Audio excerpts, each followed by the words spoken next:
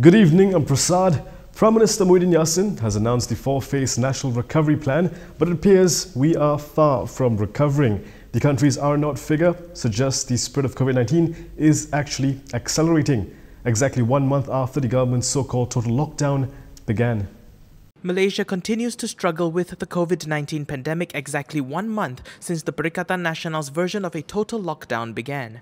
Today, the country reported 6,988 new COVID-19 cases, with Selangor alone reporting almost 3,000 cases. The National Recovery Plan's Phase 2 will only kick in when cases drop below 4,000 daily cases, so don't expect Phase 2 to begin anytime soon, because as of last night, the R0 figure for Malaysia has risen to 1.05, up from a decent low of 0.90 on the 12th of June.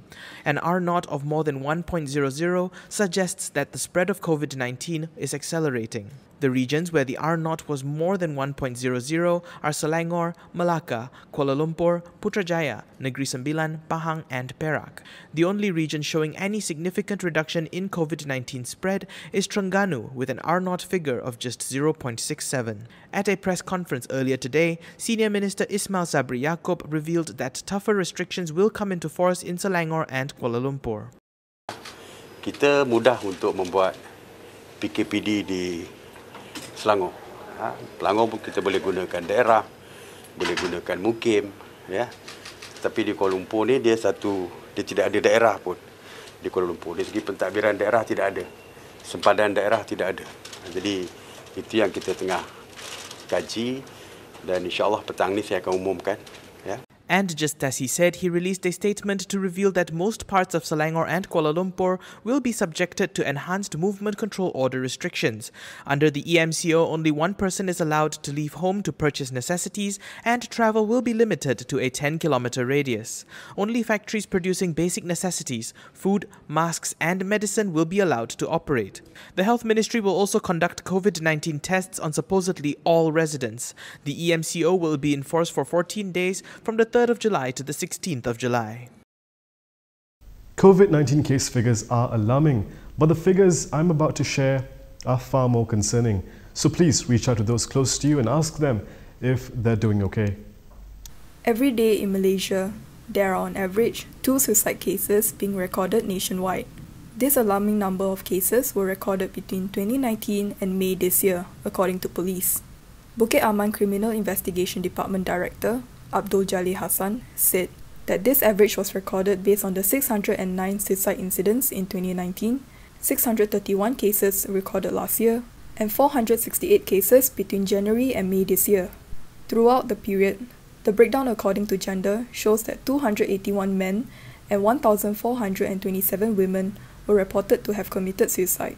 Abdul Jalil said of the victims involved, 872 were aged between 15 and 18, and 668 were aged between 19 and 40. Meanwhile, Johor recorded the highest number of suicide cases at 101 for 2019 and last year. However, this year, Selangor recorded the highest cases at 117 between January and May. According to the police, the main cause for suicide was family problems as well as emotional and financial pressure. Abdul Jalil said, based on the current figures, it is vital for all responsible parties in society to play a role in curbing suicide cases. On June 29, Health Ministry Director General Dr. Noor Hisham Abdullah urged the public to be more vigilant and care for family members and those around them by identifying early symptoms of depression that can contribute to suicidal behavior. On June 30th, the Human Rights Commission expressed alarm at the rise of suicides and attempted suicides during the COVID-19 pandemic. The Commission also called for the government to revive the establishment of the National Suicide Registry to provide public access to data on suicides in the country. If you are feeling depressed or suicidal, or know someone who is, please call the following hotlines: Agape Counselling Centre Malaysia at 03 778 55955 or The Befrienders at 03 795 68144. Before we look at a possible proxy war in PKR, I just want to say Malaysia needs a free press more than ever. And being an independent media outlet can be tough. This is why we need your help to help us continue doing what we do. Click on the link in the description and find out how you can contribute. 13 out of 22 Selangor PKR Youth Division chiefs have rejected the appointment of Chua Wei Kiat as the new Selangor PKR Youth Chief. PKR Youth Chief Ahmad Nasrullah Muhammad Nasir removed Najwan Hilmi as Selangor PKR Youth Chief earlier this week. The 13 PKR Youth Division heads also expressed their loss of confidence in Akmal's leadership. They also refuted a claim by Akmal that 18 PKR Youth Division heads were consulted during the July 29 meeting. They said only 15 PKR Youth Chiefs were present, of which only 3 backed Chua. They also demanded that an extraordinary general meeting be held to choose a new PKR Youth leader. While the appointment of state PKR Youth heads is the prerogative of the PKR Youth Chief, the PKR Youth Chief itself is an elected position. Previously, Najwan supporters claimed that they are victims of a proxy war between supporters of PKR President Anwar Ibrahim and those who are loyal to former PKR Vice President Rafizi Ramli. Rafizi is no longer active in politics publicly, but Akmal is one of Rafizi's best-known proteges. The Selangor Menteri Besar has cleared up confusion over the role factories are playing in the spread of COVID-19. While most cases are sporadic, most clusters are linked to factories. The Selangor Menteri Besar's office has clarified that factories are the biggest contributor to COVID-19 clusters and not cases. This comes after Menteri Besar Amiruddin Shari claimed in a speech on Wednesday that most COVID-19 cases in the state originated from workplace clusters, especially those in factories. While most COVID-19 cases in Malaysia, especially in Selangor, are sporadic, 91% of clusters in Selangor are transmitted at work, namely 80% at industrial clusters and 11% at construction site clusters. Overall, Health Ministry data shows that most cases are not linked to any cluster and are sporadic. This is in contrast to earlier waves of the pandemic where a large portion of cases were linked to clusters. In a statement on June 21st, Health Ministry Director General Dr. Nur Hisham Abdullah said 69% of COVID-19 cases recorded in the country from January 1st to June 19th were classified as sporadic cases. Selangor recorded the highest number of sporadic cases of all states, at 78% recorded during the period. This would mean only 22% of cases in the state can be attributed to other sources, such as clusters or imported cases.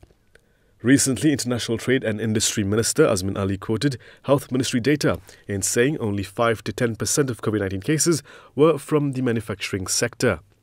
However, this appears to be referring to the national data rather than the infections in Selangor alone.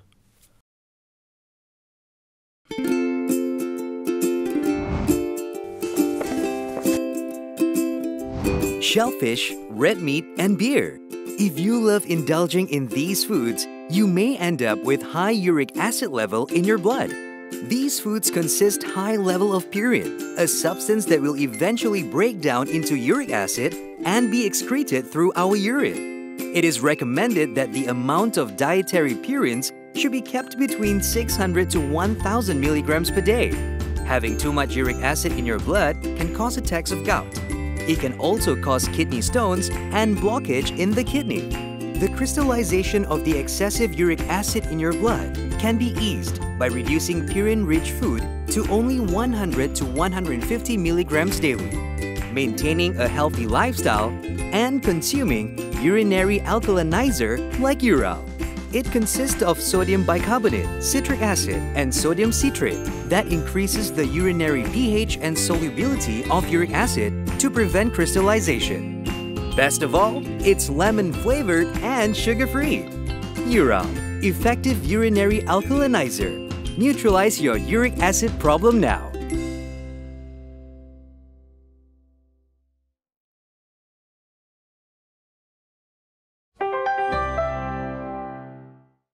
As hotels drop like flies due to the pandemic, Kuala Lumpur has lost another icon. After serving guests for 30 years, Hotel Istana in Kuala Lumpur will close its doors on September 1st.